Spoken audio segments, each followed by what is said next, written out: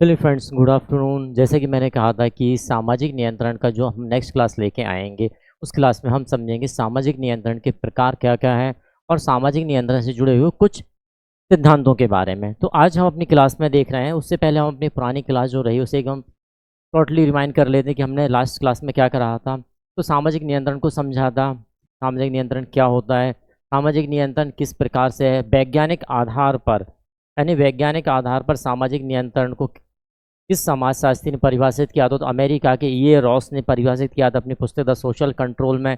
और भी हमारे विद्वान रहे, लैंडिस हैं, ऑकबर्न, निमकॉफ है, पार्सन्स है, ग्लीन एंड ग्लीन, जिन्होंने सामाजिक नियंत्रण को परिभाषित करने का प्रयास किया। ये रॉस के बारे में हमने देखा था किस प्रकार ये रॉस ने सामाजिक नियंत्रण को परिभाषित किया। किंग्सले डेविस ने अपनी पुस्तक द ह्यूमन सोसाइटी के अंतर्गत किस प्रकार परिभाषित किया। टालगट पार्सन्स के द्वारा किस प्रकार परिभाषित किया गया था।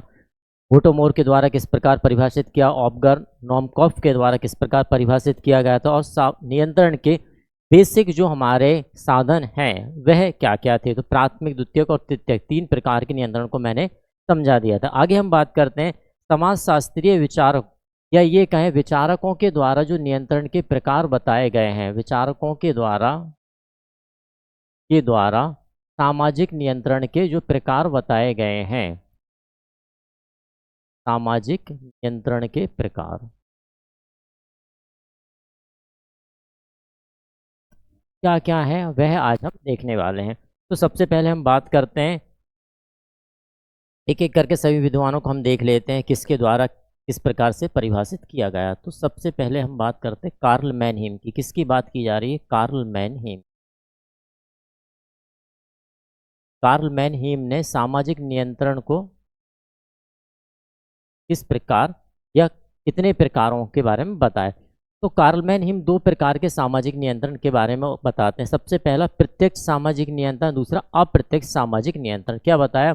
प्रत्यक्ष सामाजिक नियंत्रण और दूसरा बताया अप्रत्यक्ष सामाजिक नियंत्रण के बारे में कार्ल मैनहीम के द्वारा बताया गया। क्या है प्रत्यक्ष सामाजिक नियंत्रण? जब किसी व्यक्ति को या किसी समाज को आप सामने से क्या करते हैं? नियंत्रित करते हैं। जैसे मैं कहूँ कि क्लास के अंतर्गत विद्यार्थी बैठे हुए हैं और विद्यार्थियों को मैं क्लास में होते हुए नियंत्रित कर रहा हूं, तो इस प्रकार के नियंत्रण को क्या कहा जाएगा? प्रत्यक्ष सामाजिक नियंत्रण कहा जाएगा।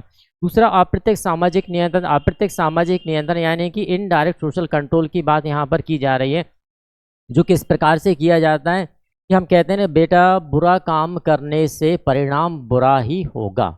अब व्यक्ति के मस्तिष्क में, बच्चे के मस्तिष्क में यह बात है कि भाई बुरा यदि हम करेंगे, चोरी करेंगे तो हमें दंड मिलेगा, ठीक है। तो यह क्या है? अप्रत्यक्ष नियंत्रण, यानी कि व्यक्ति विशेष के समक्ष कोई नहीं है लेकिन फिर भी वह चोरी करने से डर रहा है, चोरी नहीं कर रहा, नियंत्रित हो गया। तो अप्रत्यक्ष नियंत्रण की बात है ये। दूसरे नियंत्रण देख लेते हैं। दूसरा नियंत्रण किम्बाल यंग की हम बात करते हैं। भाई किसकी? किम्बाल यंग। किम्बाल यंग ने किस प्रकार के नियंत्रण को बताया है? कितने प्रकार बताएं? तो किम्बाल यंग के द्वारा भी दो प्रकार के नियंत्रणों का उल्लेख किया गया है। सबसे पहला नियंत्रण इनके द्वारा बताया गया सकारात्मक नियंत्रण। क्या बताया गया?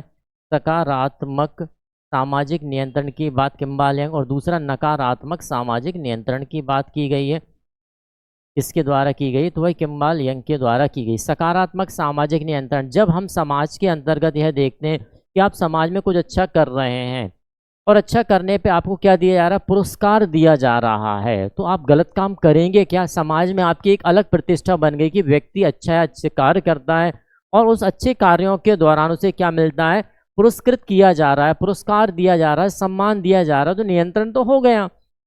इस प्रकार का नियंत्रण है सकारात्मक सामाजिक नियंत्रण है। नकारात्मक सामाजिक नियंत्रण यानी कि दंड आ जाएगा। यहाँ पर क्या आ जाएगा? दंड आ जाएगा। यदि किसी व्यक्ति को नियंत्रित करने के लिए, गलत कार्य के लिए दंड का प्रावधान बना दिया गया, दंड दिया जा रहा है, तो हम बात करेंगे नकारात्मक सामाजिक नियंत्रण। दोनों किसके द्वारा दिए गए हैं? तो यह दिए गए हैं आपके किम्बाल यंग के द्वारा। तीसरे हम नियंत्रण की बात करते हैं, किसके द्वारा दिया गया तीसरा नियंत्रण? तो बात करते हैं लेपियर की बात कर लेते हैं। चलिए, लेपियर लेपियर ने भी सामाजिक नियंत्रण के दो ही प्रकार बताए, एक और दो। तो पहले नियंत्रण भी है, कहते हैं सत्तावादी सामाजिक नियंत्रण। कैसा? सत्तावादी सामाजिक नियंत्रण की बात करते हैं। और दूसरे सामाजिक नियंत्रण में बात करते हैं लोकतांत्रिक सामाजिक नियंत्रण। किसकी बात की जा रही है? लोकतांत्रिक सामाजिक नियंत्रण की बात की जा रही है। अब सत्तावादी सामाजिक नियंत्रण क्या होगा और लोकतांत्रिक सामाजिकरण क्या होगा? तो जब हम लोग सत्तावादी सामाजिक नियंत्रण की बात करते हैं तो सरकार के द्वारा, यानी कि हम देखते हैं किसी भी क्षेत्र विशेष में, राज्य विशेष में या प्रदेश में क्या होता है, कुछ व्यक्तियों की एक सत्ता होती है। जैसे हम सत्ता के कई प्रकार देख चुके हैं, लोकतांत्रिक सत्ता देख चुके हैं हम, ठीक है ना। तो इसमें हम क्या देख रहे हैं कि सत्ता बन गई, और सत्ता जैसे मैं बात करूं कि पंचायत की बात, आपने पंचायत में देखा होगा कि 5 पंच रहते हैं और वही क्या करते हैं, समाज में उचित और अनुचित का निर्णय करते हैं। तो इस प्रकार से हम क्या कहेंगे, उसे सत्तावादी सामाजिक नियंत्रण कहेंगे। लोकतांत्रिक नियंत्रण, जैसे यहाँ पर हम बात करें लोकतांत्रिक, यानी कि जो व्यक्ति विशेष है समाज के, उन व्यक्तियों के द्वारा ही चुने गए व्यक्तियों के, जैसे आज के समय पे हम क्या लोकतांत्रिक शासन की बात करते हैं, लोकतांत्रिक शासन की बात करते हैं, डेमोक्रेसी की बात करते हैं, तो वह कैसा नियंत्रण है? वह लोकतांत्रिक नियंत्रण है। यानी कि व्यक्ति के समूह विशेष के अंदर से ही व्यक्तियों को चुना जाता है और सत्ता पर बिठाल दिया जाता है, और उनके द्वारा जो नियंत्रण किया जा रहा है वह कैसा है? लोकतांत्रिक सामाजिक नियंत्रण है। ठीक है, नेक्स्ट की बात करते हैं गुरबिच मूर के द्वारा। नेक्स्ट हमारा क्या है? गुरबिच मूर या मूरे आते हैं। तो भाई इनके द्वारा कितने प्रकार के सामाजिक नियंत्रणों की बात कही गई है? इनके सामाजिक नियंत्रण में हम देखते हैं सबसे पहला यहाँ पर आता है संगठित सामाजिक नियंत्रण। सबसे पहला जो इनके द्वारा बताया गया संगठित सामाजिक, ऐसा सामाजिक नियंत्रण, यानी कि कैसा नियंत्रण हो गया फ्रेंड? ये संगठित, यानी समाज में जो भी व्यक्ति गण रह रहे हैं उन्हीं सभी के द्वारा संगठित होकर एक नियंत्रण किया जा रहा है समाज के विभिन्न पक्षों पर या समाज के विभिन्न व्यक्तियों पर, उसे कहा जाएगा संगठित सामाजिक नियंत्रण कहा जाएगा। दूसरा बात करते हैं यह असंगठित सामाजिक नियंत्रण। किसकी बात करते हैं? असंगठित सामाजिक नियंत्रण की बात भी किसके द्वारा की गई है? वह भी गुरबिच मूर के द्वारा की गई। असंगठित सामाजिक नियंत्रण की बात किसके द्वारा? गुरबिच मूर के द्वारा की गई है। और असंगठित में मतलब क्या हुआ कि ऐसा नियंत्रण जो समाज के समस्त व्यक्तियों के संगठन के आधार पर नहीं किया जा रहा है, कुछ अन्य व्यक्तियों के आधार पर किया जा रहा है, व्यक्ति संगठित नहीं है उनके द्वारा यह नियंत्रण। जैसे हम कहें शक्ति, जैसे आपने देखा हो शक्ति क्या है? व्यक्ति की स्वयं की, उसे हमने क्या कह दिया? शक्ति कह दिया। जैसे मैं कहूँ कि क्लास में 3-4 दुबले पतले बच्चे बैठे हुए हैं, अब बाहर से 2-3 बच्चे आते हैं जो अच्छे हष्ट पुष्ट बच्चे, और वो उन्हें मार के चले जाते हैं, तो आप क्या कहेंगे? ये शक्ति थी या सत्ता थी? क्या होगी ये तो सर शक्ति है, भाई हमारा पावर है, हम हष्ट पुष्ट थे, हमने मार दिया और हम चले गए, तो ये क्या हुआ? शक्ति हुई। ठीक है ना। तो ऐसे असंगठित है, असंगठित सामाजिक नियंत्रण की बात। और तीसरा ये कहते हैं सहज सामाजिक नियंत्रण। इसकी बात करते हैं, सहज सामाजिक नियंत्रण की बात करते हैं गुरबिच मूर। तो सहज क्या होगा? जब हम बात करते हैं कि भाई कुछ रीतियों के आधार पर, परंपराओं के आधार पर जिस प्रकार यहाँ बात की जाती है अप्रत्यक्ष सामाजिक नियंत्रण की, उसी प्रकार हम बात कर सकते हैं सहज सामाजिक नियंत्रण, यानी कि व्यक्ति स्वयं के द्वारा यहाँ पर नियंत्रित हो रहा है। मैंने कह दिया बेटा अच्छा काम करोगे तो पुरस्कार मिलेगा, यही कहा ना कि बेटा अच्छा कार्य करोगे तो पुरस्कार मिलेगा, पुरस्कृत किया जाएगा, समाज में सम्मान मिलेगा आपके लिए। तो आपके मस्तिष्क में भी यही बात चल रही है कि भाई मुझे सम्मान पाना है, समाज में प्रतिष्ठित होना है, तो हम क्या करेंगे?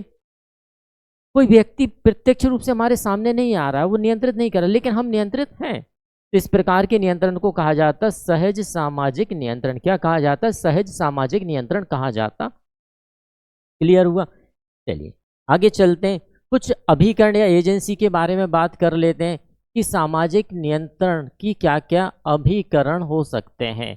अभिकरण कहें इन्हें, एजेंसियां कहें इन्हें, ठीक है ना, या उपादान कहें हम इन्हें, कुछ भी कहें एक ही बात है। किन किन के द्वारा यह नियंत्रण किया जाता है? जब बात आती है कि सामाजिक नियंत्रण किसके द्वारा किया जाता है, तो जो किसके अर्थ में अर्थ निकलेगा वही आपके क्या होंगे? एजेंसी कह सकते हैं, अभिकरण कह सकते हैं, उपादान कह सकते हैं आप। ठीक है, तो भाई किसके द्वारा किया जा रहा है, बात कर लेते हैं किसके द्वारा किया। तो सबसे पहला नियंत्रण यहाँ पर आप देखिए कि बच्चे जन्म लिया, कहाँ लिया, आप कहेंगे सर परिवार में जन्म लिया, तो निश्चित बात है जब परिवार में जन्म लिया है तो उसके सबसे पहले नियंत्रित कौन करने वाला है, तो भाई सबसे पहला नियंत्रण किसका होने वाला है, परिवार का होने वाला है। और परिवार का नियंत्रण क्या कहलाता है, हम इसे क्या कहते हैं, प्राथमिक नियंत्रण कहते हैं। क्या कहते हैं, प्राथमिक नियंत्रण कहते हैं। अब परिवार के बाद बच्चा कहाँ गया, कहाँ जाता है परिवार के बाद बच्चा, कोई लेके खिलाने के लिए कहाँ गया बच्चे को, पड़ोस में गया। तो दूसरा क्या हो जाएगा भाई, दूसरा अभिकरण क्या हो गया, पड़ोस हो गया हमारा, क्या हो गया, पड़ोस हो गया, क्योंकि पड़ोस के द्वारा भी नियंत्रित किया जा रहा है। तो पड़ोस भी क्या है, पड़ोस भी किस प्रकार से नियंत्रित करता है फ्रेंड, प्राथमिक आधार पर नियंत्रित कर रहा है। तो इसे भी क्या कह दिया गया, सामाजिक नियंत्रण का अभिकरण कह दिया गया। अब पड़ोस के बाद कहाँ जाता है भाई, मित्र बन पड़ोस में गया तो उसे अपनी हम उम्र या अपने एज के आधार पर क्या बनाए जाते हैं, मित्र या सहपाठी बनने लगते हैं। तो सहपाठियों के द्वारा नियंत्रण किया जा रहा है। तो तीसरा हमने क्या कह दिया, परिवार है, पड़ोस है। अब हमने तीसरा कह दिया कि मित्र मंडली। जैसे कहते हैं ना कि भाई जैसी होगी संगत वैसी होगी रंगत। तो संगत किसकी होती है फ्रेंड्स, निश्चित बात है फ्रेंड्स की होती है। यदि आप अच्छे मित्रों के साथ रहेंगे तो वह आपको बुरा करने से रोकेंगे, यानी नियंत्रित करने का प्रयास करेंगे। तो यहाँ पर यह भी किस में आ गया, यह भी हमारा प्राथमिक सामाजिक नियंत्रण के अंतर्गत आ जाती है एजेंसी भी। ठीक है, अब और आगे चलते हैं। अब हम बात करते हैं कि भाई प्रचार, कहा जाता है ना कि प्रचार प्रसार किया जाए, कि यदि वे समाज में कुछ गलत हो रहा है तो उसका प्रचार प्रसार जब होता है, जैसे कहें कि एक व्यक्ति ने कोई काम गलत किया था, अब समाज में उसे सजा हो गई और उस सजा का पूरे समाज में प्रचार प्रसार कर दिया है। जैसे आपने पहले के मूवीज़ वगैरह में देखा होगा, ढोल पिटवाकर नगाड़ी बजाकर क्या किया जाता, फले व्यक्ति ने ये कार्य किया उसे राजा ने सजा दी, ये पूरे राज्य में क्या किया जाता, ऐलान कर दिया जाता, क्या किया गया, प्रचार किया गया ना। तो कहीं ना कहीं प्रचार के माध्यम से भी व्यक्ति को क्या किया जाता है भाई, नियंत्रित किया जाता है। तो प्रचार हो गया, परिवार होगा, पड़ोस हो गया। और आगे जाएं तो हम बात कर लेते, प्रचार है भाई राज्य आएगा कि नहीं आएगा, भाई बिल्कुल आएगा। राज्य, राज्य क्या है, एक सत्ता बन गई है, सत्ता बन गई। तो सत्ता अपने राज्य के व्यक्तियों को चलाने के लिए क्या बनाती है, नियम बनाती है। तो राज्य के द्वारा नियंत्रण, यह भी हमारा क्या हो गया भाई, एक अभिकरण हो गया। और बात कर लेते हैं, तो हम बात करें कानून की। पहले भी हम देख चुके हैं कि कानून के द्वारा क्या किया जाता है, नियंत्रित किया जाता है। यानी कानून में क्या है, अपराध से संबंध, यानी कि क्या अपराध है वह भी बताया गया है, और क्या उस अपराध के अनुसार दंड का प्रावधान उल्लेखित किया गया वह भी बताया गया है। तो कहीं ना कहीं कानून के द्वारा भी व्यक्ति को क्या किया जाता है, नियंत्रित किया जाता है। और देखते हैं नेता, देखिए नेता या लीडर, राजनीतिक में यदि हम ना जाएं तो लीडर का आशय क्या होता है, जो अपनी पूरी टीम को नियंत्रित करते हुए भविष्य में अच्छे कार्य को करे, वही होता है लीडर या नेता। तो वहाँ से भी हम देख रहे हैं कि समाज में इनके द्वारा भी क्या किया जा रहा है भाई, नियंत्रण का कार्य किया जा रहा है। और बात कर लेते हैं, प्रथाओं की बात कर लेते हैं। हमारी प्रथाएं हो गई, हमारे रीति रिवाज हो गए, जिनके द्वारा व्यक्ति को क्या किया जा रहा है भाई, नियंत्रित किया जा रहा है। रीति रिवाज हो गई, हमारे प्रथा हो गई। और कुछ आएगा तो समनर को याद कर लीजिए भाई, जन रीति लोकाचार, क्या है जन रीति, जन रीति के द्वारा नियंत्रित किया जाता है। जन रीति क्या हो जाती है, जनता के सकारात्मक योगदान के लिए, ये सकारात्मकता को ध्यान में रखते हुए बनाई गई वे सभी नीतियां जो समूह विशेष के लिए क्या है, लाभदायक हैं, वही जनरीतियां कहलाती हैं। फिर थोड़ा सा और आगे चलें तो हम बात करते हैं लोकाचार के बारे में। क्या है लोकाचार, अब यहाँ पर दबाव, यानी कि एक मौखिक दबाव का यहाँ पर कार्य प्रारंभ हो जाए। जब मौखिक दबाव का कार्य प्रारंभ होता है तो हम क्या कहते हैं भाई, लोकाचार। यानी कि हम सीधा कह सकते हैं दबाव के आधार पर जनरीति थोड़ी सी कम है उससे। इसमें अब दबाव कि आपको ऐसा ही करना है, मौखिक दबाव है। और मौखिक दबाव के आधार पर किसका निर्माण होता है? लोकाचार का निर्माण। और लोकाचार के कारण क्या हो रहा है? समाज में क्या पाया जा रहा है? नियंत्रण हो रहा है। तो ये सभी देखिए अभिकरण तो और भी निकल के जाएंगे विभिन्न समयों पर बनने वाले। देखिए यदि मैं और भी बात करूं तो और भी क्या हो सकता है, तो हम देखते हैं परिस्थिति विशेष में बनाई गई विधियां, विभिन्न विधियां बनाई जाती हैं। विशेष परिस्थिति आ गई, जैसे हम कहें धारा 144 लागू कर दी गई, विशेष परिस्थितियां हैं, विशेष परिस्थिति धारा 144 लागू कर दी गई। तो उस समय पर क्या किया गया? धारा 144 हमेशा तो नहीं लगी रहेगी, हमेशा तो नियंत्रण की बात नहीं कर रही है, लेकिन हाँ विशेष परिस्थितियां, उस विशेष परिस्थिति में आपको क्या किया गया? नियंत्रित किया गया। तो वो हमारी क्या है? विधियां हैं। और आ जाए समय समय पर बनाए गए कानून। देखिए कानून यहाँ तो है जो मूल रूप से बने हुए हैं, वह तो है। समय समय पर और भी कानून बनाए जाते हैं, है ना, उनको भी हम रख सकते हैं। और बात कर लें तो भाई संवैधानिक दृष्टि से हमारा संविधान भी बना है, संविधान भी हमें क्या कर रहा है? नियंत्रित करने का प्रयास कर रहा है। संविधान को भी हम रख सकते हैं। और भी समय के अनुसार कुछ रीतियां आ जाएंगी, विभिन्न प्रकार की संस्थाएं। और यदि हम बात करें तो विभिन्न प्रकार की हमारी जो संस्थाएं हैं वे भी हमें क्या करती हैं? नियंत्रित करती हैं। जैसे कि आप स्कूल में जाते हैं तो स्कूल में एक निश्चित समय के लिए उस संस्था का आप क्या बन रहा है? सदस्य बन रहा है। उस संस्था के समय पर आपको किसके द्वारा नियंत्रित किया जा रहा है? उस विशेष संस्था के द्वारा नियंत्रित किया जा रहा है। हमारे ऑफिस है, हमारे संस्थान है, हमारे समुदाय हैं, हमारे एनजीओ हैं। क्योंकि बात आ गई तो एनजीओ को भी आप रख सकते हो, है ना, नॉन गवर्नमेंट ऑर्गेनाइजेशन जिन्हें हम कहते हैं, इनके द्वारा भी किया जाता है। भाई नियंत्रण ही किया जा रहा है। और भी यदि हम बात करें तो यहाँ पर हमने नहीं लिखा, हम बात समितियों की भी कर लेते हैं। विभिन्न प्रकार की समितियाँ जिनके द्वारा समाज में क्या बनाया जाता है?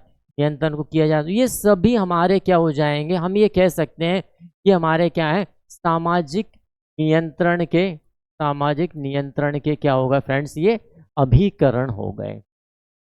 क्या हो जाएंगे? सामाजिक नियंत्रण के ने हम अभिकरण कह देंगे। अब सामाजिक नियंत्रण के अभिकरण के साथ साथ यदि मैं बात करूं कुछ अब सिद्धांतों को भी हम यहाँ पर देख लेते हैं कि सामाजिक नियंत्रण से संबंधित और भी हमारे जो सिद्धांत हैं वो क्या कहते हैं। चलिए सबसे पहले हम बात करते हैं इमाइल दुर्खीम के बारे में। इसके बारे में बात करते हैं, इमाइल दुर्खीम के बारे में बात कर लेते हैं कि इमाइल दुर्खीम ने, देखिए इमाइल दुर्खीम की जब बात आती है तो निश्चित बात है हमें बहुत सी बातें हमारे मस्तिष्क में आ जाती हैं। इमाइल दुर्खीम एक ऐसे समाजशास्त्री रहे हैं जिन्होंने अधिकांश अवधारणा, जो भी अवधारणाएं दी गई वह क्या मानिए? समाज को ही माने कि समाज ही वह है जिसके कारण समाज में प्रत्येक गतिविधियां हो रही हैं। चाहे फिर वह धर्म की गतिविधि हो, चाहे वह श्रम विभाजन की बात कही गई हो, चाहे वह आत्महत्या की बात कही गई हो, चाहे वह टोटमवाद की बात कही हो, चाहे वह दंड की बात कही गई हो, प्रत्येक के लिए इमाइल दुर्खीम किसे जिम्मेदार ठहराते हैं? कि समाज ही जिम्मेदार है। तो यहाँ पर वही बात हम बात करते हैं। इमाइल दुर्खीम ने अपनी पुस्तक the elementary form of religious life, कौन सी पुस्तक है friend? The elementary form of, the elementary form of religious life.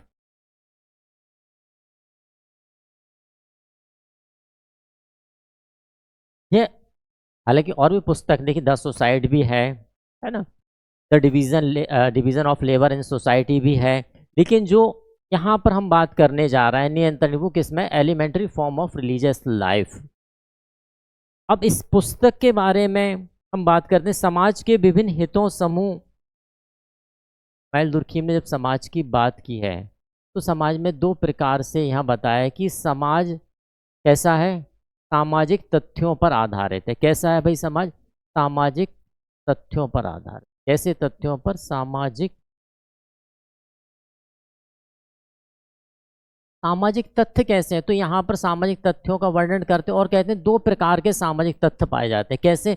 बाध्यता मूलक सामाजिक तत्व और बाध्यता मूलक सामाजिक तत्व। कितने प्रकार के? एक सामाजिक तथ्य कैसे है? बाध्यता मूलक सामाजिक तत्व के बारे में बात की गई है, बाध्यता मूलक सामाजिक, और दूसरे बाह्यता मूलक, क्या है? बाह्यता मूलक सामाजिक तत्व के बारे में भी बात किसके द्वारा की गई? इमाइल दुर्खीम के द्वारा की गई है। अब बाध्यता मूलक यानी कि वे सभी तथ्य जिन्हें आपको उस समाज का सदस्य होने के नाते करना ही है। दूसरा बाध्यतामूलक, आप बाहर से कुछ देख कर आए और आपको लग रहा है कि हम समाज में इस प्रकार के तथ्यों का प्रयोग कर सकते हैं, यदि वे आपके समाज के हितकारी हैं तो आप उनका प्रयोग कर सकते हैं। दो प्रकार के।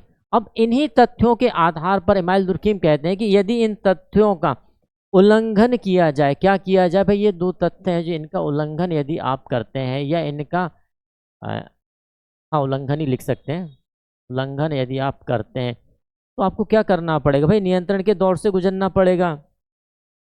क्लियर? यानी कि ये दोनों प्रयोग कहाँ किए जा रहा है, तो ये दोनों तथ्य प्रयोग कहाँ किए जाते हैं फ्रेंड्स, सामाजिकरण में। कहाँ प्रयोग किया जा रहा है, सामाजिकरण में प्रयोग हो रहा है ना भाई। बाध्यतामूलक तत्व हो चाहे बाध्यतामूलक, इन दोनों का प्रयोग कहाँ हो रहा है, सामाजिकरण में हो रहा है। और जब सामाजिकरण में इनका प्रयोग हो रहा है तो निश्चित बात है यदि आप इनका उल्लंघन करते हैं तो स्थिति क्या बनेगी, इनका उल्लंघन आप करते हो। इसे नियंत्रित करने के लिए क्या चाहिए हमें, सामाजिक नियंत्रण। क्या चाहिए हमारे लिए, सामाजिक नियंत्रण की आवश्यकता होगी। इसकी आवश्यकता होगी फ्रेंड, सामाजिक आवश्यकता होगी। क्लियर है? सामाजिक नियंत्रण की अब इस सामाजिक नियंत्रण के लिए यहाँ पर क्या दो प्रकार के दंडों का उल्लेख भी किया गया है।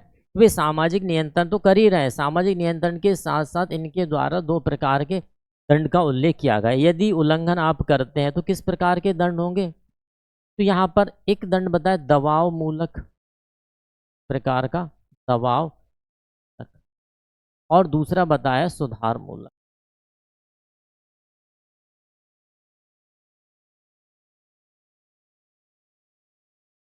कितने प्रकार के, दो। दबाव मूलक यानी कि आप जैसे अपन कहते हैं कि भाई हाथ के बदले हाथ, दबाव। सुधारात्मक, बेटा आज तो तुमने अपने हाथ से एक गलती की है, आइंदा मत करना, ठीक है ना। आपकी इस गलती के लिए इतना फाइन किया, सुधार मूलक यानी कि व्यक्ति को सुधारने का प्रयास किया जाए। जैसे अपराध शास्त्र में कहा जाता है ना कि अपराध व्यक्ति की वह मनोवृत्ति है जिस मनोवृत्ति के होने के कारण ही व्यक्ति अपराधी बनता है।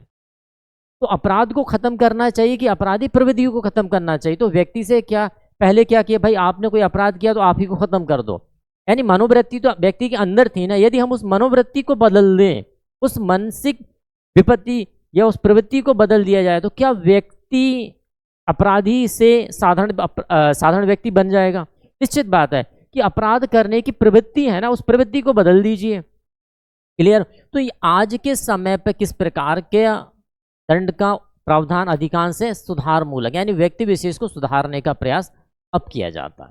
पहले किया जाता था आपने किसी पर गंदी नजर, इसकी आंखें फोड़ दो, आपने किसी को हाथ से मारा, इसको भी मार दो, आपने किसी के पैर को तोड़ा, इसका भी पैर तोड़ दो। ये कैसा था, दंडात्मक या दबाव मूलक, खत्म।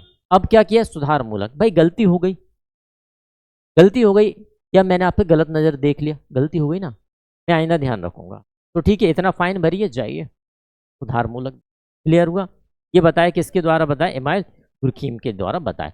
और क्या है भाई इमाइल दुर्खीम की यदि हम बात करें तो आत्महत्या के बारे में भी इमाइल दुर्खीम बात करते हैं। किसके बारे में बात करते हैं इमाइल दुर्खीम, आत्महत्या द सुसाइड के बारे में भी बात करते हैं। किसके बारे में फ्रेंड, आत्महत्या के बारे में भी इमाइल दुर्खीम के द्वारा कहा गया है। आत्महत्या के बारे में क्या कहते हैं कि आत्महत्या क्या है, समाज में व्यक्ति जब स्वयं के द्वारा स्वयं की हत्या कर देता। आत्महत्या क्या है, स्वयं के द्वारा स्वयं की हत्या, स्वयं के द्वारा स्वयं की हत्या क्या कहलाई, आत्महत्या।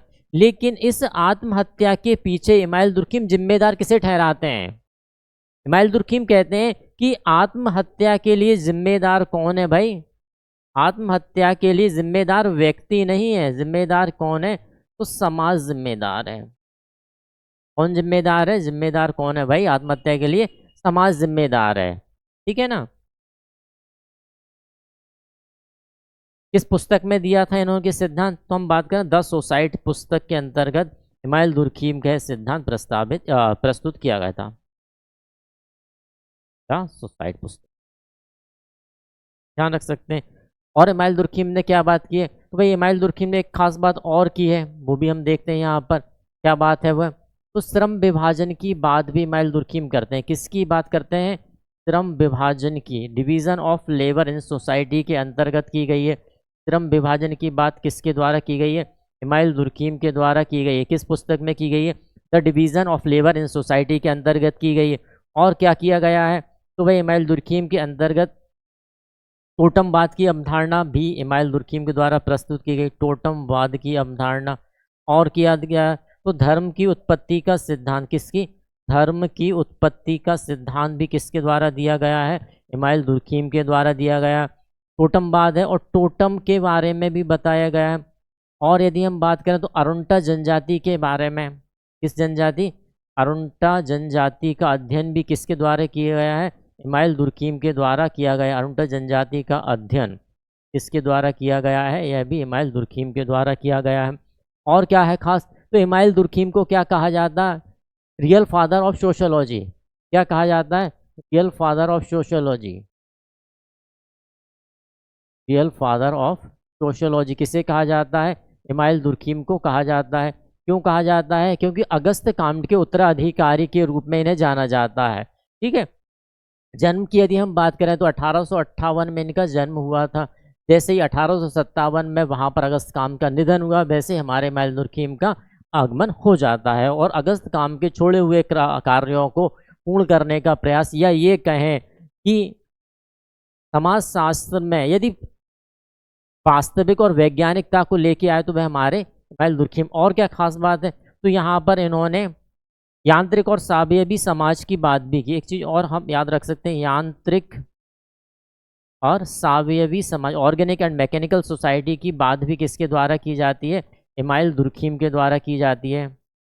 सावयवी समाज की बात भी किसके द्वारा की? यांत्रिक और सावयवी समाज की बात भी किसके द्वारा की? तो इमाइल दुर्कीम के द्वारा यह बात की गई है। तो ये हमारा क्या था? इमाइल दुर्कीम का सामाजिक नियंत्रण का सिद्धांत, जो कहाँ दिया गया है? The elementary form of religious life के अंतर्गत दिया गया है।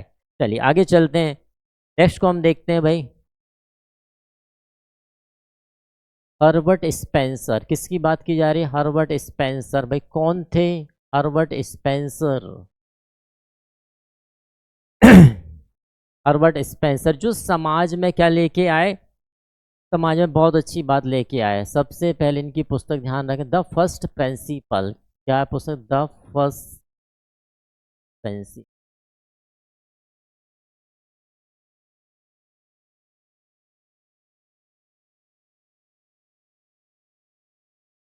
इमाइल दुर्कीम जो कहीं ना कहीं उत्तरजीविता या समाज की संरचना से भी संबंधित है ना। अच्छा, जो इन्होंने नियंत्रण का सिद्धांत दिया था वह किस पुस्तक में दिया था?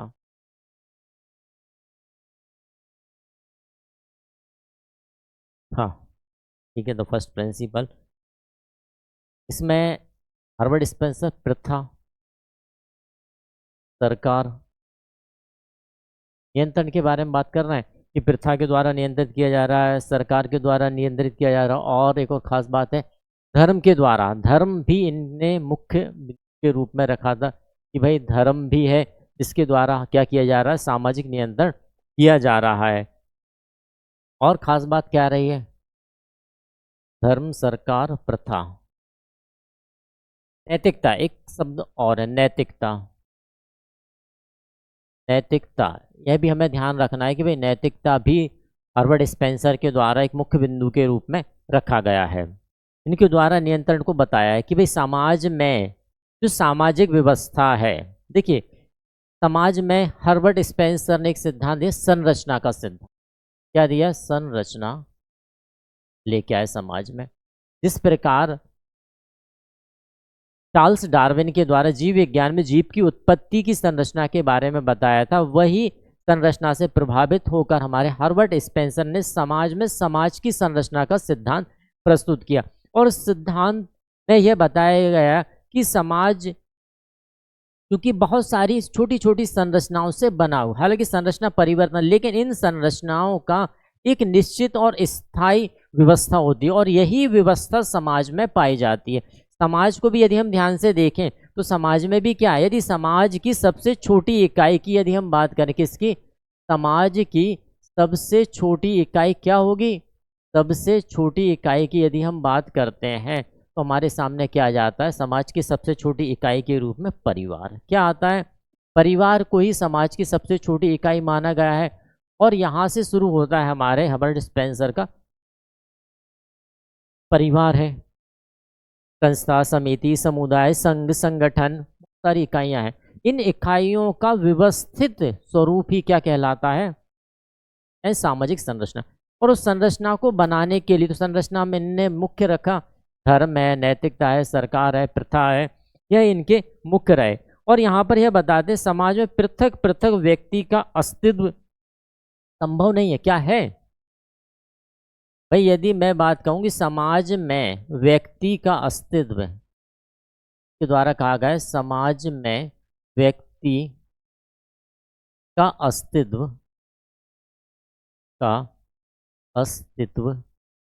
पृथक रूप से संभव नहीं। कैसा? पृथक रूप से संभव नहीं। ऐसा किसके द्वारा कहा गया है? हर्बर्ट स्पेंसर के द्वारा। तो भाई जब संभव नहीं है तो यहाँ पर इसीलिए कहा गया है कि संरचना के आधार पर।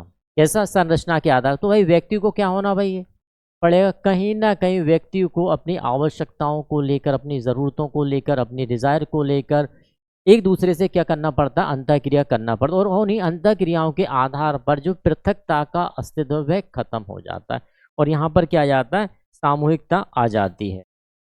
और दूसरी बात, यानी जब सामूहिकता आ रही तो कहीं ना कहीं किसकी आ जाएगी, और इसी संघर्ष के कारण समाज क्या हो जाता है? संघर्ष के कारण समाज क्या हो जाता है? गतिशील।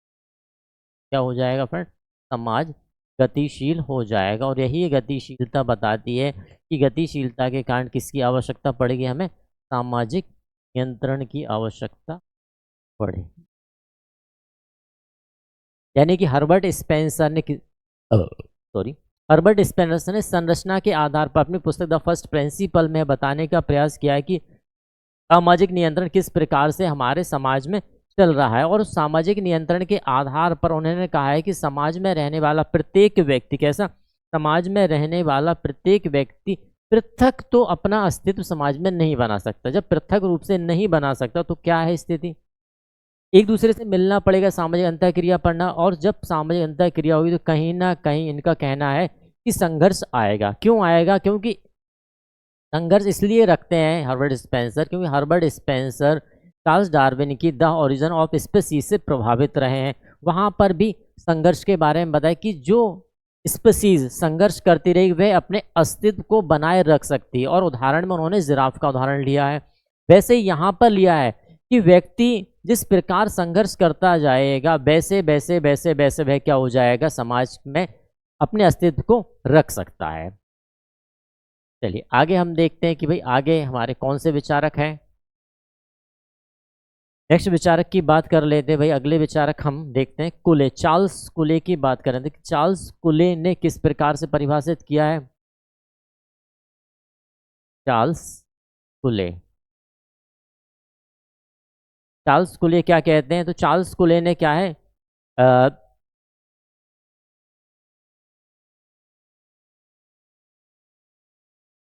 Human nature and the social order, क्या पुस्तक लिखी है? Human nature and social order. Human nature and social order. इस पुस्तक के अंतर्गत अपने सामाजिक नियंत्रण के बारे में बताते हैं। और यहाँ पर चार्ल्स कुले ने सबसे खास बात बताई है आत्म। क्या बताई? जैसे हमने चार्ल्स कुले की थ्योरी, ध्यान हो आपको, आत्मदर्पण दर्शन की बात करते हैं यहाँ पर चार्ल्स कुले। तो पुस्तक क्या लिखी? Human nature and the social order लिखी गई है। यहाँ पर इन्होंने क्या बताया है कि भाई क्या है? आत्म, यानी कि आत्म का मतलब यहाँ सौ से है। किससे है? सौ से है। व्यक्ति के अंतर्गत क्या रहता है? अपना स्वयं का एक स्व रहता है। और वह स्व उसे यह बताने का प्रयास करता है कि आप यदि व्यक्ति हैं, मानव, तो आपको करना क्या है। इस प्रकार हम बात करते हैं सिगमंड फ्राइड की इड ईगो सुपर ईगो के बारे में। सिगमंड फ्राइड ने भी सिद्धांत दिया ना, जिसमें हम कहते हैं इड ईगो सुपर ईगो की बात की जाती है। उस सिद्धांत में से कुछ, उस सिद्धांत को भी यदि हम ध्यान से देखें तो वहाँ भी 100 आता ही है। और उसी 100 की तरह यहाँ पर चार्ल्स कुले का 100 भी है। चार्ल्स कुले ने भी अपने आत्मदर्पण दर्शन के सिद्धांत के अंतर्गत व्यक्ति के स्व को विशेष महत्व दिया है। और वही स्व क्या करता है, यहाँ पर समाज में व्यक्ति को नियंत्रित करता है। किसके द्वारा नियंत्रित किया जा रहा है, व्यक्ति को समाज में स्व के द्वारा नियंत्रित किया जाता है। और इस स्व को क्या बोलते हैं वह, हाँ, स्व के द्वारा नियंत्रित किया जा रहा है। और इस स्व के आधार पर उन्होंने एक सिद्धांत प्रतिपादित किया, वह क्या था, आत्मदर्पण दर्शन का सिद्धांत। क्या है, आत्मदर्पण दर्शन का सिद्धांत। क्या सिद्धांत, आत्मदर्पण दर्शन का सिद्धांत। हम कहते हैं लुकिंग ग्लास सेल्फ थ्योरी। क्या कहते हैं, लुकिंग ग्लास सेल्फ थ्योरी। अब देखिए इस सिद्धांत के पीछे भी एक वाक्य है कि आत्मदर्पण दर्शन का सिद्धांत कहाँ से लिया गया है। तो यहाँ पर एक थेकरे हैं, जो हमारे वैज्ञानिक थेकरे, उनकी द वैनिटी फेयर पुस्तक रही, वैनिटी फेयर की पुस्तक के, वैनिटी फेयर जो पुस्तक रही है, उस पुस्तक में सिद्धांत दिया गया था द लुकिंग ग्लास थ्योरी, कि सामने, कांच के सामने खड़े होकर आप अपने बारे में क्या देख रहे हैं। जिस प्रकार यहाँ पर हम बात करते हैं कि जब हम एक दर्पण के सामने खड़े होते हैं तो हम क्या देख रहे हैं, अपना प्रतिबिंब वहां पर देखते हैं, और यह प्रतिबिंब को देखकर उस प्रतिबिंब को हम सही करने का प्रयास करते हैं, यही करते हैं। तो इस प्रयास में हम कहते हैं कैसे हमारे बाल बने हुए हैं, कैसे हमने कपड़े पहने हुए हैं, हमारे पर कपड़े अच्छे लग रहे हैं नहीं लग रहा है, ये सारी चीज़ हम देखते हैं और फिर उन्हें हम क्या करते हैं, सही करने का प्रयास करते हैं। वही सिद्धांत को लेके हमारे चार्ल्स कुले यहाँ पर आए, और चार्ल्स कुले ने उस सिद्धांत को क्या नाम दिया, आत्मदर्पण दर्शन। यहाँ पर आत्म को इन्होंने क्या माना, आत्म को कहा गया है स्व, दर्पण को यहाँ पर रखा गया है समाज के रूप में, कि भाई दर्पण आपका क्या है, दर्शन यानी क्या हुआ, दर्शन यानी कि देखना। यानी कि यहाँ पर चार्ल्स कुले कहते हैं कि व्यक्ति को अपने समाज रूपी दर्पण में अपने स्व का प्रतिबिंब देखना चाहिए, और यह देखना चाहिए कि समाज उससे क्या अपेक्षाएं रख रहा है, और जो अपेक्षाएं रख रहा है क्या व्यक्ति उस अपेक्षाओं के अनुसार कार्य कर रहा है, और अपेक्षाओं के अनुसार यदि कार्य कर रहा है तो समाज उसके बारे में क्या सोचता है, और समाज की सोच के कारण व्यक्ति उस अपने बारे में क्या सोचता है। ये सारा मंथन करने के बाद व्यक्ति अपने आप में क्या सोच रहा है, यही पूरा सिद्धांत कहलाता है आत्मदर्पण दर्शन का सिद्धांत, जो कहाँ से लिया गया है, थेकरे की पुस्तक द वैनिटी फेयर से लिया गया है, जिसमें व्यक्ति स्व के कारण नियंत्रित हो जाता है। यदि मैं कहूं कि जब मैं समाज में कोई कार्य कर रहा हूं और उस कार्य को देखते हुए अन्य व्यक्ति मुझे हीन भावना से देख रहे हैं कि यार इस व्यक्ति ने गलत किया है, तो मैं क्या हुआ, यार व्यक्ति मेरे बारे में हीन भावना रखते हैं तो मैं उसमें क्या कहूंगा, यही कहेंगे ना, कुछ तो मैंने गलत किया है। ठीक, तो अपने आप में नियंत्रित, वो नियंत्रण कैसा दिया, तो के आधार पर। अब मेरे से यदि किसी व्यक्ति कोई अपेक्षाएं हैं और उन अपेक्षाओं पे यदि पूरा नहीं कर पाते, उन अपेक्षाओं खरे नहीं उतर पाते, तो व्यक्ति कहीं ना कहीं क्या करेगा, मुझसे दूरी बना लेगा। और व्यक्ति जब दूरी बना लेगा तब मुझे यह लगेगा, या मैं किसी व्यक्ति से दूरी बना लूंगा, तब उस व्यक्ति को एहसास होगा यार कुछ तो वजह रही होगी, यूं ही नहीं दूरियां आगे बढ़ जाया करती हैं, कुछ तो वजह रहती है कल की या कल होने वाले कल की। तो वहां पर यह देखा गया कोई तो वजह रहेगी, व्यक्ति वहां पर नियंत्रित हो गया। तो यही यहाँ पर चार्ल्स कुले का, और चार्ल्स कुले ने नियंत्रण के दो तरीके बताए हैं। क्या बताया है चार्ल्स कुले के द्वारा, प्राथमिक नियंत्रण और द्वितीयक नियंत्रण। क्या बताया है, प्राथमिक नियंत्रण, ठीक है, प्राथमिक नियंत्रण में ये क्या रखते हैं और द्वितीयक नियंत्रण में ये क्या रखते हैं। द्वितीयक नियंत्रण में ने क्या रखा, देखिए प्राथमिक नियंत्रण का जैसे हम पहले भी कह चुके, प्राथमिक नियंत्रण के अंतर्गत क्या रखा है इन्होंने, परिवार, क्या रखा, परिवार, पड़ोस और मित्र मंडली, इन तीन को रखा कि भाई इन तीन के द्वारा ही क्या होता है, नियंत्रण किया, यही हमारे प्राथमिक समूह होते हैं। द्वितीयक में विभिन्न प्रकार की संस्थाएं, समिति जो समाज में पाई जाए हैं। द्वितीयक संसाधन वह सारे हैं जिनके द्वारा समाज में द्वितीयक आधार पर नियंत्रण किया जाता है, वह सारे क्या हो जाएंगे, द्वितीयक सामाजिक नियंत्रण हो जाए। ठीक है, चलिए अगले देखते हैं।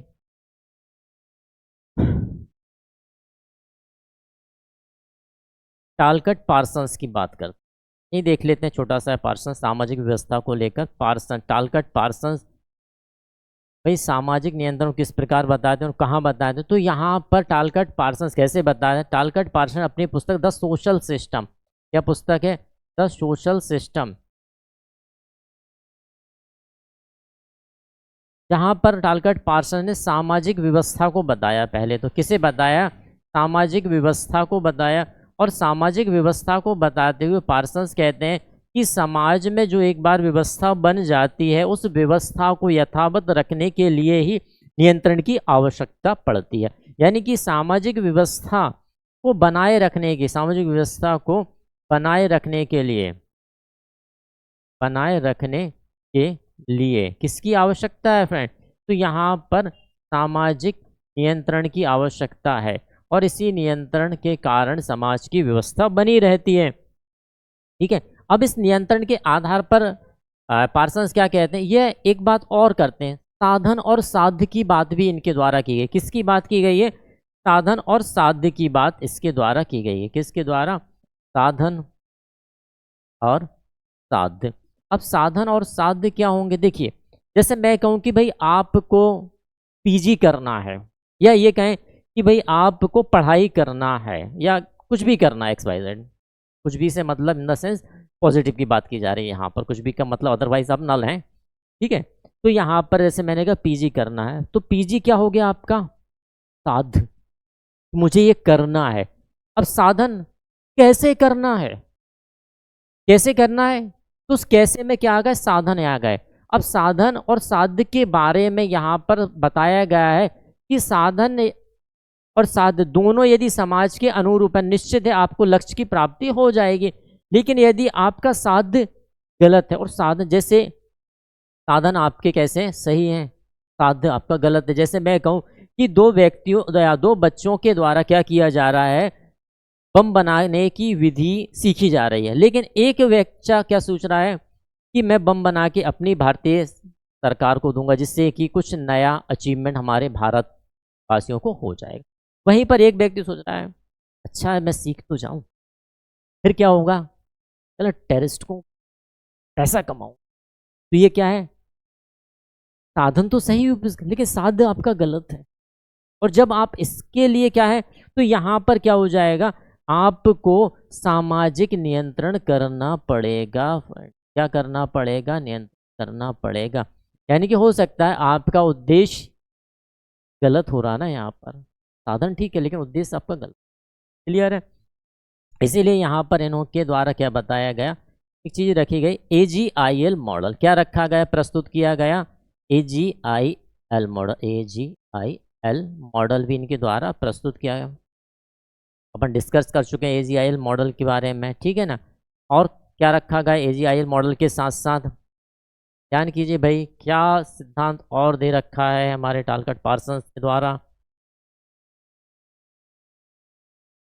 तो सामाजिक क्रिया का सिद्धांत भी दिया। क्या दिया है? सामाजिक क्रिया का सिद्धांत, सोशल एक्शन की बात भी करते हैं कौन? Talcott Parson. सामाजिक क्रिया का सिद्धांत भी किसके द्वारा दिया गया है? टालकट पार्सन के द्वारा। तो फ्रेंड्स ये थे हमने इससे संबंधित, हमारे सामाजिक नियंत्रण से संबंधित सिद्धांत। तो फ्रेंड्स बने रहिए हमारे सृजन एकेडमी परिवार के साथ, और इसी तरह आपको यहाँ पर वीडियो मिलती जाएंगी। और भी यदि आपको कोई सजेशन देना तो आप कमेंट्स बॉक्स में ज़रूर पिन करें यहाँ पर, ठीक है। सब्सक्राइब करें हमारे चैनल को सृजन एकेडमी, और साथ ही साथ अपना फीडबैक ज़रूर दें। Thanks for watching this video.